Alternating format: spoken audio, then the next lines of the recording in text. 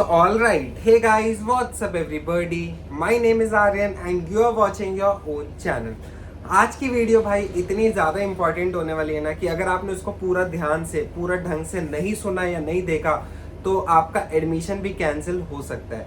ये वीडियो है regarding JAC Delhi document verification के टाइम जो डॉक्यूमेंट्स रिक्वायर्ड होते हैं at time of physical reporting, तो वो सारे डॉक्यूमेंट्स आज हम इस वीडियो में कवर करने वाले हैं। वैसे तो ये इन्फॉर्मेशन ब्रोशर में गिवन है बट फिर भी कई चीज़ें मिस आउट हो जाती हैं। मैं आपको उनको अच्छे से एक्सप्लेन करूंगा कि कब कौन सी कैसी चीज़ लेके जानी है ना।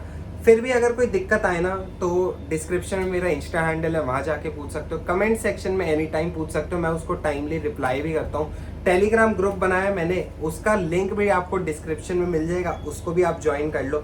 बाकी हमने जैक दिल्ली की चॉइस फिलिंग वगैरह की वीडियोस तो बना ली है, अगर आपने वो नहीं देखी तो उसको भी जाके देख लो, क्योंकि चॉइस फिलिंग जो है ना पूरी काउंसलिंग प्रोसेस का सबसे इम्पॉर्टेंट पार्ट होता है।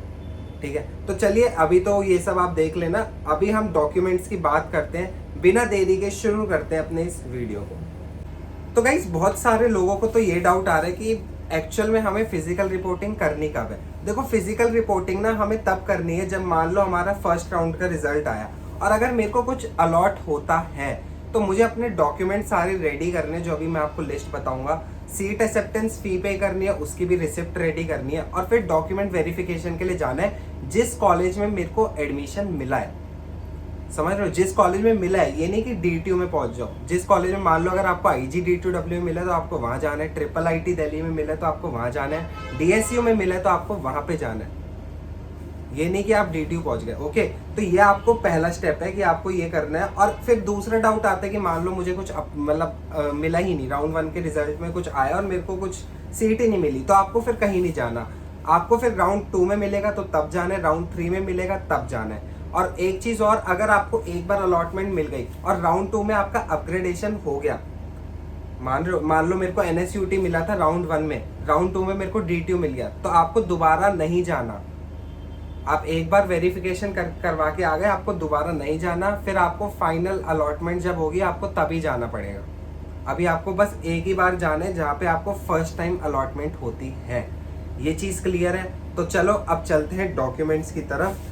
देखो डॉक्यूमेंट्स की लिस्ट जो है वो आपको गिवन है ब्रोशर में, जो पॉइंट नंबर 7 है ना, आप उसको अच्छे से पढ़ लोगे तो आपको सारे डॉक्यूमेंट्स रिगार्डिंग डाउट सब क्लियर हो जाएंगे। बट मैं एक बार आपको ढंग से समझा देता हूँ। देखो 7.8 हमारा ये पॉइंट नंबर है, इसमें लिखा है documents required at the time of physical reporting for admission. Okay, तो इसमें हमारा जो सबसे पहला आता है वो है receipt of the seat acceptance fee payment. जो आप 95,000 रुपीज़ वहाँ पे करने वाले हो ना बेसिकली, तो उसका आपको रिसिप्ट प्रिंट कराना है, वो लेके जाना है। सेकेंड आता है हमारा online created registration form duly signed by guardian parent and candidate. आपने जो रजिस्ट्रेशन फॉर्म अभी फिल करा होगा ना, उसका भी प्रिंट आपको लेके जाना है और इसमें लिखा है कि वो आपका ड्यूली साइंड होना चाहिए बाय गार्जियन या पेरेंट और आपके। तो आपको अपना साइन करना है, अपने पेरेंट्स का साइन कराना है। वो चीज़ तो हर एक डॉक्यूमेंट में वो चीज़ रिक्वायर्ड रहती है, सेल्फ अटेस्टेड होना चाहिए वो। थर्ड आता है हमारा print out of field choice. जो आपने चॉइस फिलिंग करी है ना, अभी उसका प्रिंट मत निकालना, जब हमारी रजिस्ट्रेशन खत्म हो जाएगी तो उसका प्रिंट आउट आपको निकालना है, जो आपकी सारी फील्ड चॉइसेस होंगी, फिर वो भी आपका सेल्फ अटेस्टेड होना चाहिए। और एक चीज़ मैं सजेस्ट करूँगा कि आप जब प्रिंट कराने चाहते हो ना तो एक पेज मत निकाल के आओ, एक पेज के आप कम से कम 3-4 प्रिंट और करा लो, ताकि अगर कोई आपसे गड़बड़ हो जाए, आपने गलत साइन कर दिए, कुछ हो जाए, वहाँ पे जाके बहुत प्रॉब्लम्स आती है, तो आपके पास और ऑल्टरनेटिव्स होने चाहिए। तो इसलिए एक्स्ट्रा प्रिंट कराया करो हमेशा। फिर आपकी 3 पासपोर्ट कलर्ड फ़ोटो होनी चाहिए, मतलब फ़ोटोग्राफ जो आपकी होती है पासपोर्ट साइज़ वो। और 3 ही नहीं, मैं तो कहूँगा कि 5 लेके जाना, कभी भी ज़रूरत पड़ सकती है। फिर आपका print out of admit card and score card of JEE main, ठीक है, जो आपका JEE का रिजल्ट आया था फाइनल वाला, जिसमें आपकी रैंक लिखी होगी, उसका प्रिंट आउट। और जो आप हमेशा अपना एडमिट कार्ड लेके जाते थे ना JEE के टाइम, जब आप एग्ज़ाम लिखने जाते थे, तो उस एडमिट कार्ड का प्रिंट। फाइन। उसके बाद मार्कशीट ऑफ क्वालिफाइंग एग्जाम, जो आपकी क्लास 12th का मार्कशीट है, जो आपका भी रिजल्ट आया है, उसका प्रिंट आउट, चाहे वो CBSE हो चाहे कोई और स्टेट का हो वो।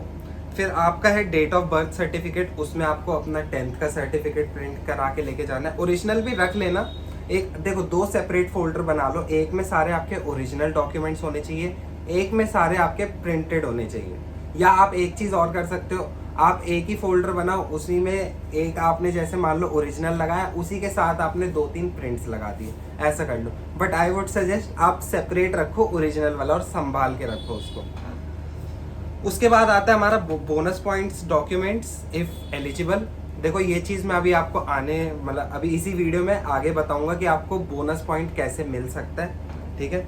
उसके बाद हमारा रिजर्व कैटेगरी, सब कैटेगरी, चाहे वो SC हो गई, ST हो गई, ठीक है, उन सब के सर्टिफिकेट, और वो क्या है, कैसे आपको रेडी करके लेके जाने, वो इसी पॉइंट नंबर 7 में आपको इन डिटेल में गिवन है, तो आप वो एक बार रीड कर लेना। देन हमारा आता है मेडिकल फिटनेस सर्टिफिकेट ओरिजिनल। ये चीज़ बहुत इंपॉर्टेंट है, मेडिकल फिटनेस सर्टिफिकेट, ये आपको लेके जाना है। ये सब कैटेगरी के लिए सेम है। पॉइंट नंबर 7.4, इसको आप प्रिंट करा लेना याद से। बाकी इसका जो लिंक है ना वो डिस्क्रिप्शन में, और इसका फोटो मैं टेलीग्राम ग्रुप में डाल दूंगा। और अभी रेडी कर लो, क्योंकि ये शायद MBBS डॉक्टर से साइन होना चाहिए, तभी वो लोग ये एक्सेप्ट करते हैं, ठीक है। फटाफट, मतलब ये ना हो कि लास्ट टाइम पे आप ये सब चीज़ें रेडी कर रहे हो, ये चीज़ें आप अभी से रेडी करना स्टार्ट कर दो, एक फोल्डर सेपरेट अभी से बना लो। उसके बाद हमारा PD सब कैटेगरी, ये सब आप देख लेना। PWD अगर आप उसके अंडर लाई करते हैं। फिर आपका फॉर डिफेंस सब कैटेगरी भी है, वो भी आप देख लेना। जिस भी प्रायोरिटी के अंदर अप्लाई करते हैं उस हिसाब से कर लेना। एक चीज़ और, जैसे कि मैंने ये खोला था अपना काउंसलिंग प्रोसेस, उसमें ये बोला गया कि वेरिफिकेशन ऑफ डॉक्यूमेंट्स के लिए आपको आना पड़ेगा। तो एक चीज़ मैं आपको क्लियर कर दूं कि किन को जाना पड़ेगा। मतलब जो हमारा अलॉटमेंट है ना, वो तो हमारा रिजल्ट 1 का कब आएगा, 27 जून को। बट वेरिफिकेशन के लिए हमें कब जाना है, 25 जून को।